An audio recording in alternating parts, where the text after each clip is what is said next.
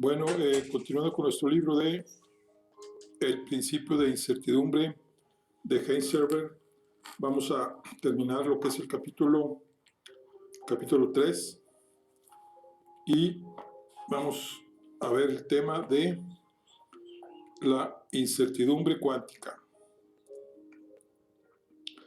En mayo de 1926, Heisenberg volvió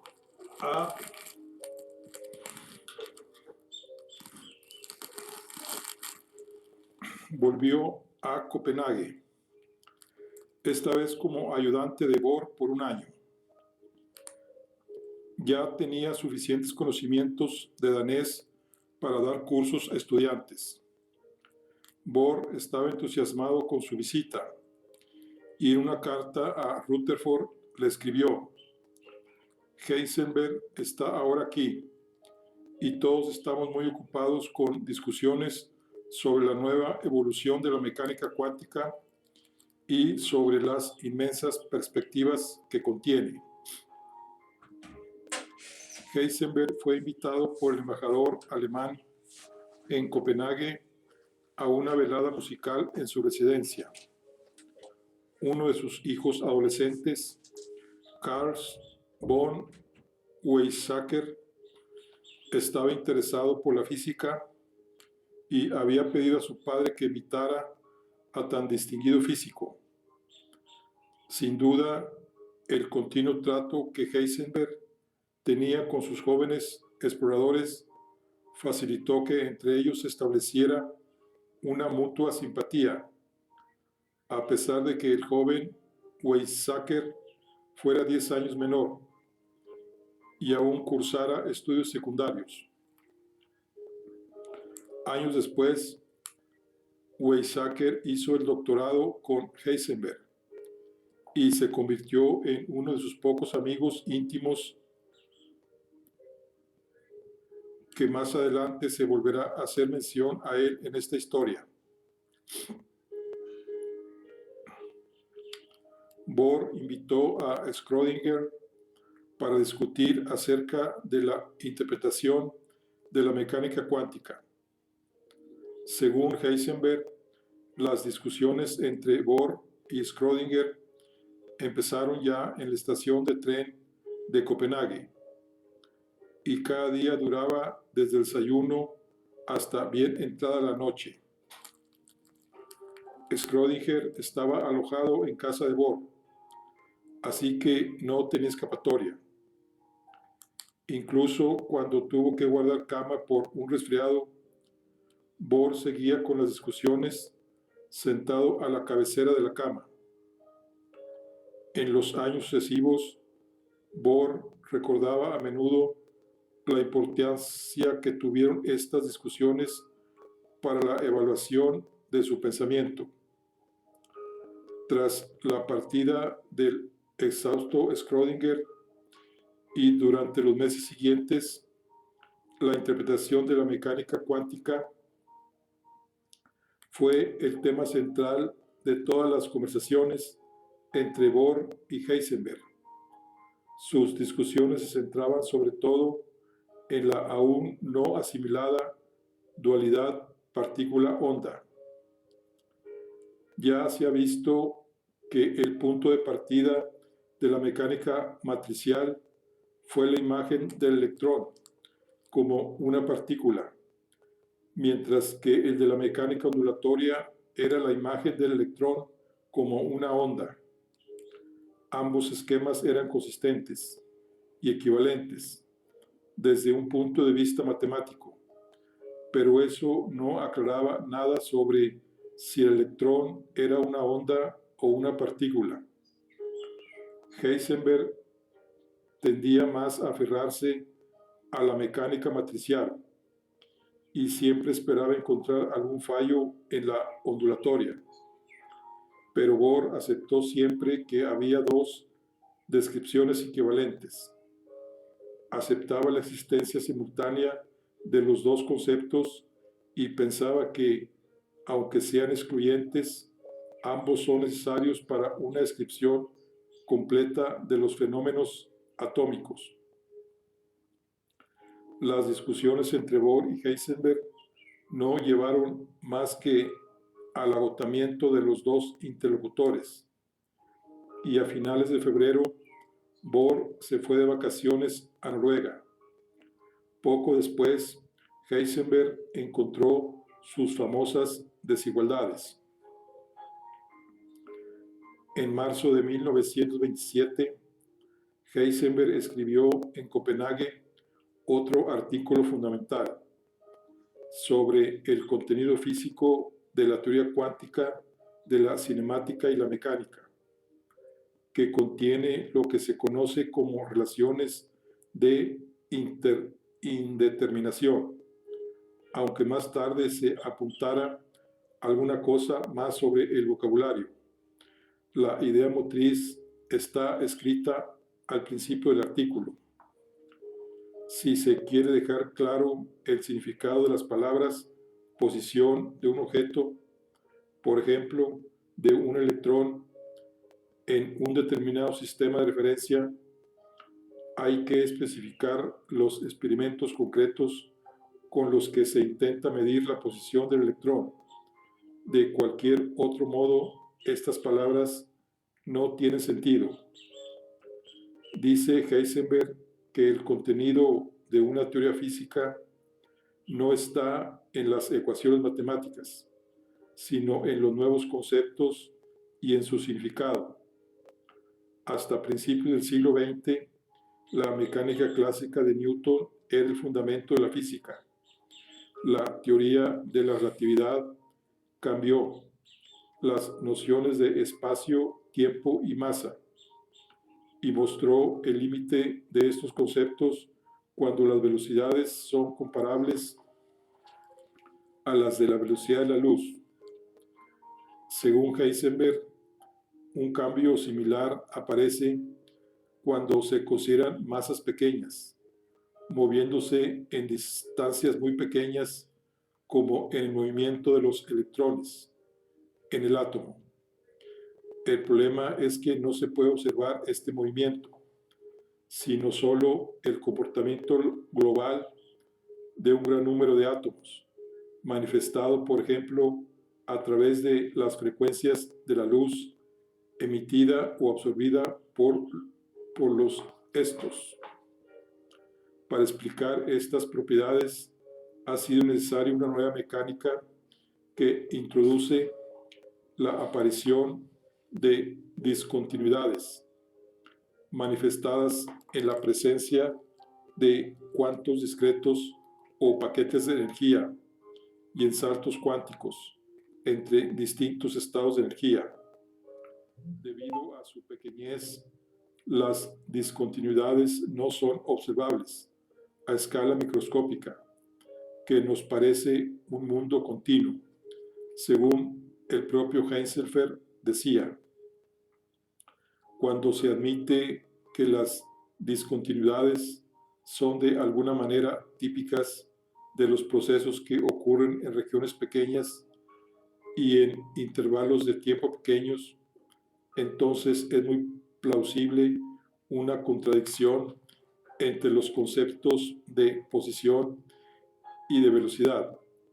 La imagen clásica de la trayectoria de una partícula como una curva continua debe reemplazarse por una serie discreta de puntos en el espacio y en el tiempo. Esto hace que las ideas clásicas fallen cuando se trata de medir simultáneamente su posición y su momento.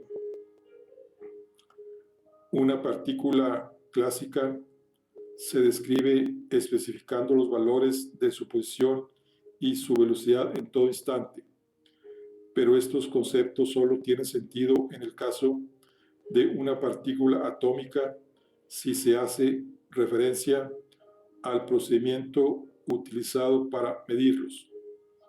En otras palabras, un físico no conoce más que lo que puede medir, y aquí es donde el principio de incertidumbre cobra su significado. Un poco de cálculo llevó a Heisenberg al siguiente resultado. Supongamos que en un experimento dado se determina una posición X con una presión delta X y que su momento asociado P se determine con una presión delta P. Esto significa que como resultado de la medida, la posición se encuentra con cierta probabilidad entre los valores de X menos delta X y X más delta X. Y análogamente para el momento, podemos hacer estas presiones tan pequeñas como queramos. Heisenberg demostró que no, pues su producto es del orden de la constante de Planck, lo que se escribe delta X por delta P es igual a H. Esta expresión refleja una limitación recíproca. Cuanto menor sea un factor, mayor será el otro. Cuanto más precisa sea la determinación de una de estas magnitudes, menor será la de la otra. De manera rigurosa se demuestra que esta relación es de hecho una desigualdad. Delta X por delta P mayor o igual que H barra entre 2.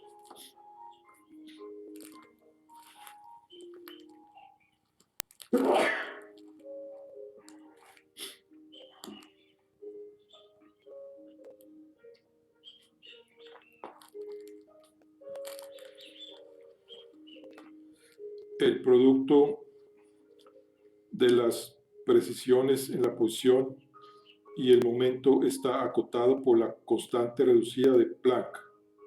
H barra es igual a H por 2pi, dividida por 2. Lo importante es que la única conclusión consistente con la mecánica cuántica es que la posición y el momento de un electrón no se pueden medir simultáneamente con precisión arbitraria. Cuanto más precisamente determinamos la posición, más imprecisa es la determinación del momento en ese instante y viceversa.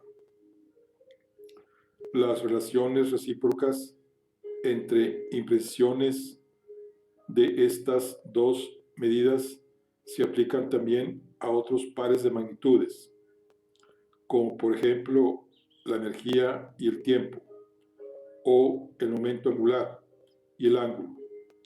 En la jerga técnica se dice que son magnitudes canónicamente conjugadas, lo que significa que un producto tiene unidades de acción, es decir, energía por tiempo.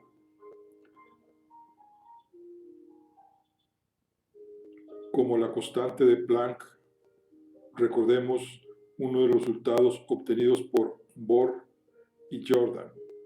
Las matrices asociadas a estas magnitudes no conmutan. En efecto, es el ingrediente que permite demostrar la desigualdad anterior. Bohr se mostró entusiasmado con el resultado de Heisenberg, porque en él veía una indeterminación inducida por la dualidad onda-partícula. Pero al leer el manuscrito con detalle, encontró un error importante, que fue objeto de largas y ásperas discusiones entre ambos. El error no se refería ni al razonamiento ni a las conclusiones, sino a un ejemplo, el microscopio de rayos gamma, que Heisenberg había utilizado para explicar el resultado basándose exclusivamente en la existencia de discontinuidades. Se siguió entre ellos una discusión de varios días, planteada en términos inusualmente muy duros. La cosa se complicaba porque el artículo ya estaba en prensa. Heisenberg manifestó: recuerdo que aquello se acabó cuando me eché a llorar, porque simplemente no podía soportar la presión de Bohr. Pero tuvo que aceptar que Bohr tenía razón. Es una nota añadida Al final del artículo, el científico alemán mencionó que Bohr le había hecho ver que había ignorado algunos aspectos esenciales en la discusión de los resultados, sobre todo la incertidumbre en nuestra observación no resulta exclusivamente de la presencia de discontinuidades, sino que está directamente relacionada con el requerimiento de adscribir igual validez a experimentos muy diferentes que surgen de la teoría corpuscular por un lado y de la teoría ondulatoria por la otra. Vamos a ver de cerca el ejemplo que imaginó Heisenberg para ilustrar las relaciones de indeterminación.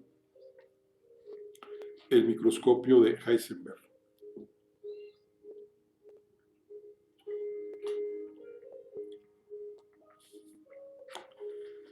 Heisenberg imaginó un microscopio para medir la posición y la velocidad de un electrón que, en vez de funcionar con luz visible, lo hace con rayos gamma, es decir, con luz de muy corta longitud de onda. Se trata de un experimento pensado, es decir, un experimento lógicamente posible, aunque por razones prácticas no pueda realizarse. No existen hoy en día materiales capaces de focalizar los rayos gamma, como hacen las lentes con la luz visible, y por eso se trata de un experimento pensado. Pero su funcionamiento responde a los mismos principios que el de un microscopio ordinario. Con luz visible no se puede detectar objetos cuyo tamaño sea mucho más pequeño que su longitud de onda, que está comprendida entre unos 400 y 700 nm. Se pueden observar las bacterias cuyo tamaño se mide en micras, es decir, de 1000 nm, pero no se distinguen los virus que tienen un tamaño 100 veces menor. El científico alemán había supuesto que la precisión en la determinación del electrón venía dada por la longitud de onda de los rayos gamma, delta X igual a lambda, y que la precisión en su momento era igual a la del momento del fotón, dado por la relación de de Broglie. Delta P es igual a H sobre lambda. De este modo se obtiene enseguida la relación delta X igual por delta P igual a H. Pero Bohr le hizo ver que el análisis completo del experimento se basa en dos imágenes inconsistentes de la naturaleza de la luz. Lo curioso de esta historia es que, aparte de la interpretación relacionada con la dualidad onda-partícula, en aquel momento Heisenberg no recordaba nada sobre el poder de resolución de un microscopio, como ya le sucedió durante su examen para la tesis doctoral. El poder de resolución de un microscopio es la mínima distancia entre dos puntos para poder ser distinguidos a través del microscopio, y esto es lo que fija la impresión en la posición del electrón. La imagen de un punto a través de un microscopio consiste en unos círculos concéntricos de difracción, y la óptica ondulatoria muestra que la mínima distancia para resolver dos puntos viene dada por delta X igual a lambda sobre seno de épsilon, es decir, el cociente entre la longitud de onda y el seno del semiángulo épsilon de apertura del objeto. En realidad, esta no es la expresión exacta, pues hay que multiplicar por un factor que depende de la geometría del dispositivo, pero como el valor de ese factor es próximo a la unidad, podemos ignorarlo aquí. Por otro lado, debido al choque con el fotón, el electrón recibe un momento en la dirección X, que se determina por el momento del fotón después del choque, tal como quedó demostrado con el efecto Compton. Pero la dirección del fotón no puede conocerse exactamente, pues está indeterminada dentro del cono de rayos que entran en el microscopio. Unas consideraciones cinemáticas y geométricas hacen ver que su valor es delta P es igual a H entre lambda seno epsilon. Se obtiene por tanto el mismo resultado. Delta X por delta P es igual a H. Podríamos pensar que no vale la pena hacer un razonamiento más complicado para llegar a lo mismo. Tal vez esto pensara Heisenberg en su discusión con Bohr, pero la insistencia de este se debía a la importancia conceptual que tiene la dualidad onda-partícula. En este caso, esta dualidad se refleja en dos aspectos de un mismo experimento. El poder de resolución del microscopio hace intervenir el carácter ondulatorio de la luz y su carácter corpuscular aparece en la determinación del momento del fotón.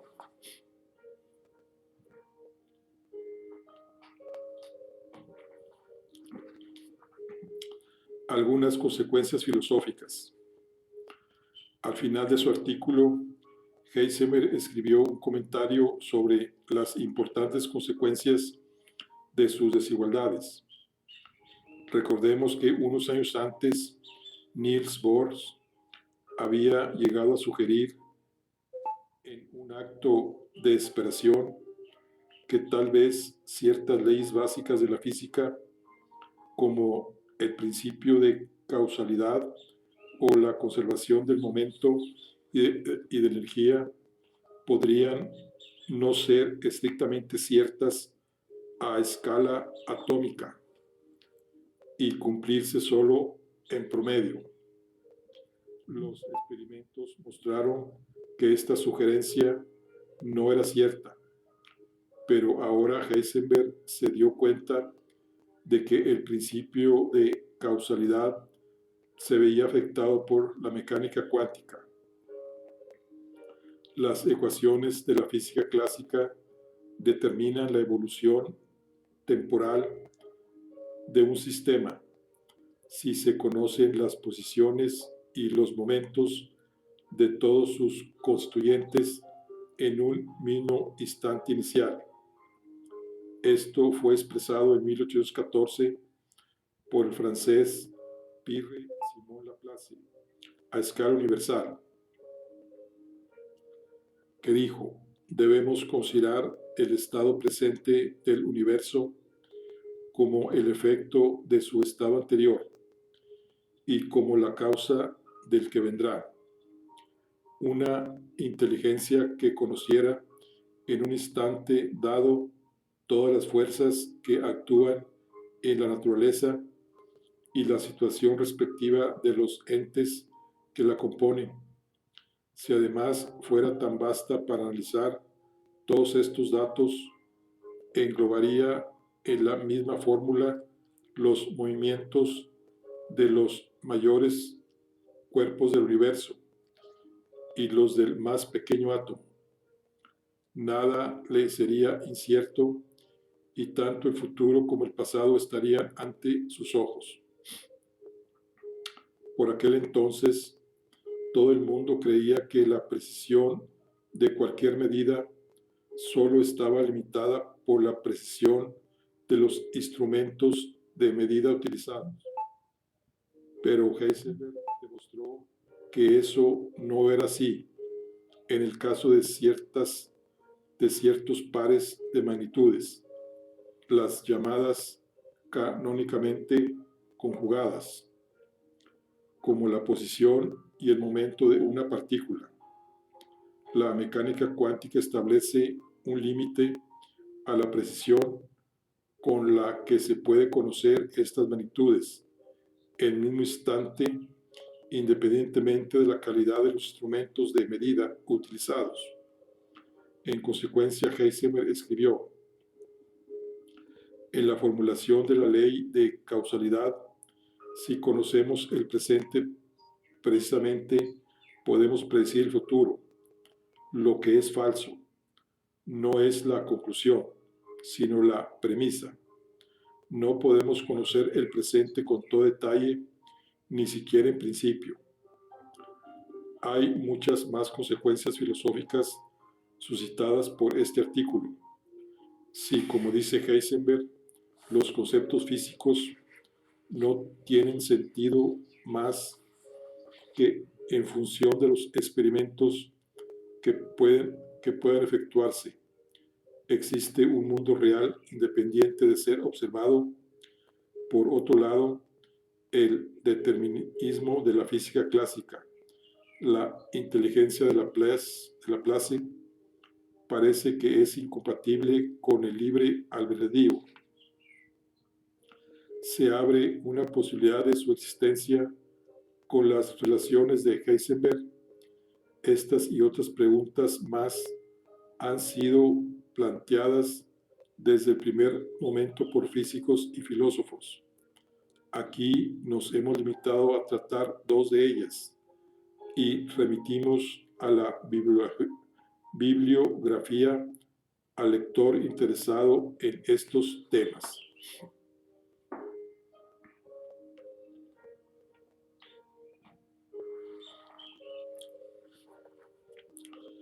El espíritu de Copenhague. En 1929, Heisenberg publicó los principios físicos de la teoría cuántica, que se convirtió inmediatamente en una referencia básica para estudiar mecánica cuántica. En el prólogo escribió que su objetivo era contribuir a difundir el espíritu de Copenhague de la teoría cuántica, que ha dirigido todo el desarrollo de la moderna física atómica. La palabra espíritu, Geist en alemán, era de uso frecuente en la Alemania de aquellos años, y el espíritu de Copenhague era Bohr, evidentemente. A lo largo de su vida, Heisenberg dio muchas conferencias y publicó numerosos artículos sobre la mecánica cuántica, su interpretación y las cuestiones filosóficas que planteaba. De hecho, la interpretación fue fundamentalmente obra de Bohr. En una ocasión, Heisenberg se refirió a la interpretación de Copenhague y ese nombre se popularizó desde entonces. Vamos a resumirla ahora. Bohr presentó la primera versión elaborada de esa interpretación en dos congresos, celebrados en Como, Italia, y en Bruselas en los meses de septiembre y octubre de 1927, respectivamente, aunque después hizo retoques y correcciones, pues Bohr nunca dio por acabadas estas cuestiones. Los aspectos esenciales de su interpretación no ha variado. Hay veces que se califica de interpretación ortodoxa, lo que puede dar a entender que es una teoría dogmática. Sin embargo, esto es ignorar que el pasatiempo favorito de la mayoría de los físicos es la heterodoxia, al menos en cuestión de física. Es cierto que hay algunas interpretaciones alternativas, pero hasta ahora no han podido ofrecer una versión coherente, sencilla y compatible con las observaciones experimentales. Tal vez tenga razón el británico estadounidense A. J. Legges cuando sugiere el nombre de no interpretación de Copenhague, pues lo que viene a decir básicamente es que cualquier intento de interpretar la mecánica cuántica en términos intuitivos está condenada al fracaso. Los términos intuitivos están basados en la física clásica, que incluyen conceptos como la continuidad de los fenómenos en el espacio y el tiempo, la distinción entre onda y partícula, la causalidad y el determinismo, o la idea de que los objetos poseen propiedades independientes de la forma de medirlos. La física cuántica cambia estas ideas. Hay magnitudes que varían de manera discontinua. Un objeto cuántico parece ser onda y partícula a la vez. En vez de determinismo, aparecen las probabilidades cuánticas. Ciertos pares de magnitudes no pueden determinarse con precisión arbitraria. Las medidas experimentales no pueden interpretarse como información sobre las propiedades independientes de los objetos, etc. La interpretación de Copenhague se basa fundamentalmente en 3 puntos: el principio de complementariedad, la interpretación probabilística de la función de ondas y las desigualdades de Heisenberg. Ya hemos hecho alguna referencia sobre los dos últimos, así que ahora nos ocuparemos del primero. Bohr venía a decir que la teoría clásica se verifica al contrastarla con observaciones y medidas que se efectúan mediante instrumentos como balanzas, termómetros, voltímetros, etc. Esta teoría encontró un límite de validez cuando se exploró la materia a escala atómica, y para describir los fenómenos a esa escala se hizo necesaria la mecánica cuántica. Bohr subrayó que si bien la mecánica cuántica ha cambiado la física clásica, su validez sigue siendo contrastada con los mismos instrumentos. Es decir, aunque los fenómenos cuánticos sean nuevos, las lecturas de los detectores se continúan haciendo en términos clásicos. Es importante resaltar esto. Los instrumentos de medida deben seguir siendo descritos mediante las leyes de la física clásica porque, según Bohr, solamente ésta proporciona un lenguaje desprovisto de ambigüedad. Tan solo al describir las observaciones en términos clásicos se pueden evitar las paradojas lógicas planteadas en apariencia por la dualidad onda-partícula. Estos dos conceptos definidos en física clásica se excluyen mutuamente, pero en física cuántica ambos son necesarios para obtener una comprensión total de las propiedades de un objeto que se comportará como onda o como partícula, según la elección del dispositivo experimental que permita observarlo. Son, por tanto, conceptos complementarios. Esta idea de complementariedad no se limita a los conceptos de onda y partícula, sino que se aplica a otros como, por ejemplo, la posición y la velocidad de un objeto cuántico, que solo está bien definido dentro de los límites de la relación de indeterminación. Einstein, entre otros físicos, no estaba dispuesto a aceptar esta conclusión a ninguna escala de aplicabilidad. Los debates entre Einstein y Bohr sobre estas cuestiones son famosos y han sido muy fructíferos.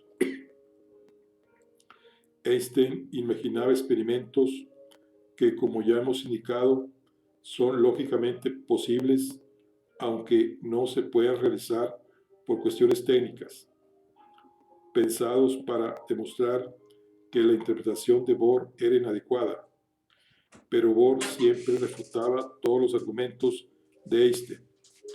El experimento pensado que ha traído más consecuencias es la llamada paradoja EPR, por el nombre de los tres autores, Einstein, Podolsky y Rosen, quienes la publicaron en 1935. Imaginaban dos partículas creadas en el mismo punto, que salen en direcciones opuestas. Por ejemplo, como resultado de la desintegración de otra partícula. Sus momentos son iguales y de sentido contrario. Si se mide la posición de una de las partículas y el momento de la otra cuando están tan alejadas que no ejercen ninguna interacción entre sí, es posible deducir simultáneamente ambas magnitudes para cada una de las partículas por separado. Por lo tanto, concluyen los autores, no es cierto que no se puedan definir con precisión arbitraria al mismo tiempo, tal como afirma Bohr. Lo contrario es suponer que estas partículas se transmiten en el momento de la medida una información instantánea, lo que es incompatible con la teoría de la relatividad. En su momento, algunos periódicos anunciaron en titulares que Einstein atacaba la teoría cuántica, pero eso no era entender el fondo del asunto. No se discutía la validez de la mecánica cuántica, sino su interpretación y sus consecuencias filosóficas. En general, las cuestiones relacionadas con la interpretación filosófica, a pesar de ser fundamentales desde un punto de vista conceptual, no preocupan a la mayoría de los físicos, pues no tienen relevancia en sus investigaciones y tareas cotidianas. Buena prueba de ello es que hasta hace muy poco tiempo la mayoría de los textos de mecánica cuántica las ignoraban. En general, los científicos adoptan una actitud pragmática y se interesan por cuestiones que puedan conducir a predicciones que serán verificadas o falseadas por la experiencia o bien por la consistencia interna de la propia teoría. De Bohr, más que de cualquier otro, aprendí, decía Heisenberg, este nuevo tipo de física teórica que era casi más experimental que matemática. El asunto importante aquí es que hay que encontrar las palabras y los conceptos para describir una curiosa situación en física que es muy difícil de entender. Heisenberg, en una conversación con el historiador T.S. Kuhn en 1963,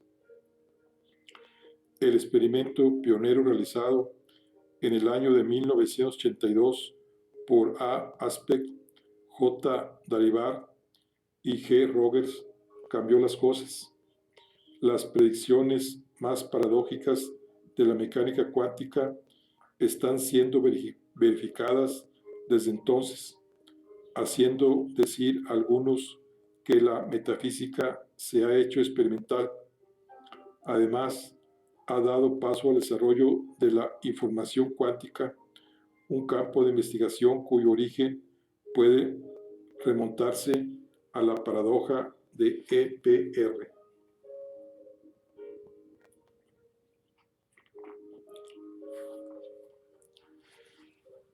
Disquisiciones sobre vocabulario. Principio, relaciones, desigualdades, incertidumbre, incerteza imprecisión, indeterminación. Las posibles combinaciones de esas palabras se usan para referirse a un mismo resultado, lo que se presta a confusiones que conviene aclarar. Vaya por delante que todas estas confusiones se evitan con la expresión más neutra de relaciones o desigualdades de Heisenberg. En física se suele usar la palabra principio para indicar una hipótesis fundamental, en general justificado mediante experimentos, a partir de la cual se emprende el estudio de un campo específico. Son ejemplos el principio de Arquímedes, el principio de Pascal o los principios de la termodinámica. El contenido de los dos primeros ya fue demostrado hace tiempo, pero por costumbre o por homenaje a los autores se sigue usando la palabra principio. Heisenberg no la utilizó porque no postuló sus resultados, sino que los dedujo. Así que en realidad habría que decir teorema o por lo menos relación o desigualdad de Heisenberg. Sin embargo, pocos meses después de que apareciera el artículo de Heisenberg, alguien habló de principio, tal vez porque aún no estuviera familiarizado con la mecánica cuántica, pero no es algo demasiado importante. Más delicado es lo que sucede con el segundo grupo de palabras, en las que hay diferencia de matiz para poner el acento sobre el sujeto o el objeto. Así, incertidumbre o incerteza implica que el sujeto no tiene un conocimiento seguro y claro de algo. Ateniéndose a este significado estricto, hay quienes infieren que las desigualdades imponen un límite al conocimiento subjetivo sobre la naturaleza, pero no dicen nada sobre la propia naturaleza. De ahí a negar la posibilidad de cualquier conocimiento objetivo, no hay más que un paso, que algunos han dado sin titubeos. No es esta la idea de los científicos. De lo contrario, ni el autor había escrito este libro, ni el lector estaría leyéndolo. Heisenberg usó la palabra Ungenauigkeit, que se traduce como imprecisión. Esto hace referencia a resultados de una medida, y así es como a veces se explican las desigualdades. Para medir una magnitud en un laboratorio no se hace una única medida, sino un número de ellas, más o menos mayor, que permite determinar la precisión del resultado final. La imprecisión se relaciona con lo que en lenguaje técnico se llama desviación cuadrática media, es decir, la dispersión de los valores del observable en torno a su valor medio. Si se usa la palabra imprecisión, parece indicarse que las desigualdades imponen un límite a las medidas que pueden realizarse en el laboratorio, y no es así. Cada magnitud implicada en las relaciones como la posición y el momento de un electrón pueden medirse separadamente con una precisión arbitraria, al menos en principio.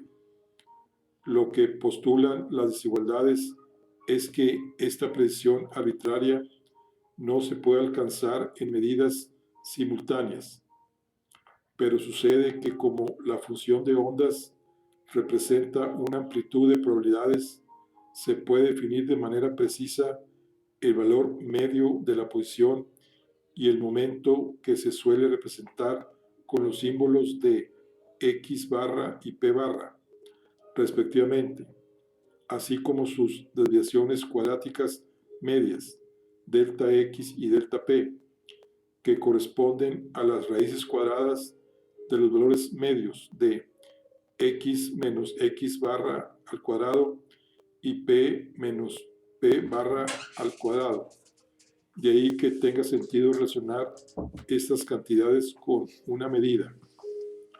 Creo que la existencia de la trayectoria clásica puede formularse de forma sugerente así: la trayectoria solo existe cuando la observamos.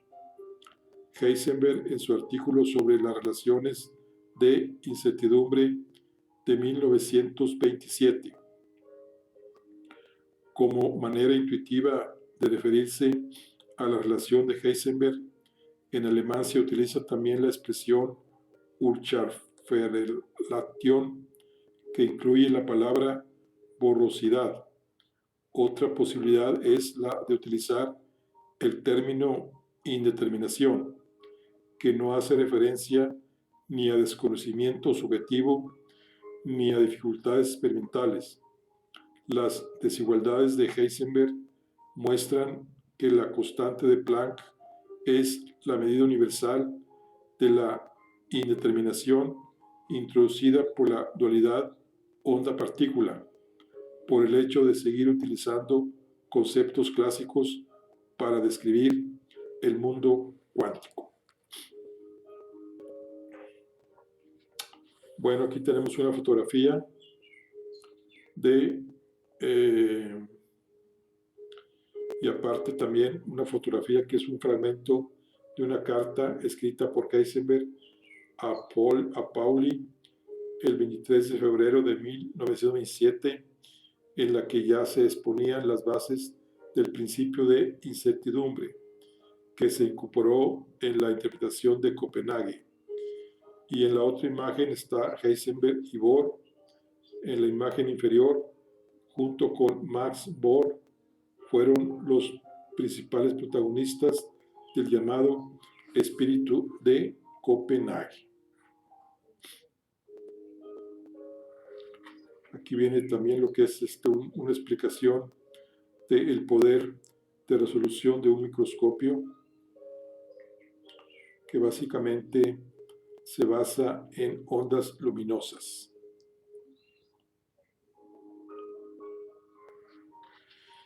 Y también hay aquí un desarrollo de lo que son las incertidumbres con ondas clásicas.